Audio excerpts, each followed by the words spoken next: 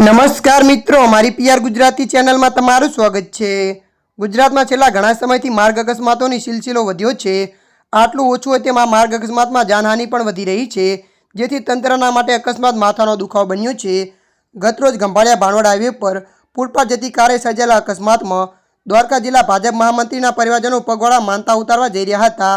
તે દરમિયાન જિલ્લા ભાજપ મહામંત્રીના નાના ભાઈનું ઘટના સ્થળે મોત થયું હતું, જ્યારે બીજો એક અકસ્માત અમદાવાદના બગુદરા લીંબડી હાઈવે પર મીઠાપુરના પાટિયા પાસે કારના સ્ટીરિંગ પરથી કાબુ ગુમાવતા કાર પલટી ખાઈ ગઈ હતી, જેમાં એકનું મોત અને 3 લોકો ઇજાગ્રસ્ત થયા હતા। મળતી માહિતી અનુસાર રાજ્યમાં સતત માર્ગ અકસ્માતોની ઘટના વધી રહી છે। આ સિવાય તેમાં જાનહાનિ પણ વધી રહી હોવાનું સામે આવી રહ્યું છે। ગતરોજ ખંભાળિયા ભાણવડ હાઈવે પર આવેલા ભૂતોર મંદિર માનતા ઉતારવા જતા રોડ ઉપર બેફામ કારે જિલ્લા ભાજપના મહામંત્રીના નાના ભાઈ 35 વર્ષીય જીતેન્દ્ર લાલજી નકુમનું ઘટના સ્થળે મોત થયું હતું। ત્યારે મિત્રો, હાલ માટે આટલું। મળીશું નવી અપડેટ સાથે। જો તમને અમારો વિડીયો પસંદ આવે, લાઇક, શેર અને સબસ્ક્રાઈબ કરી નાખજો। ધન્યવાદ।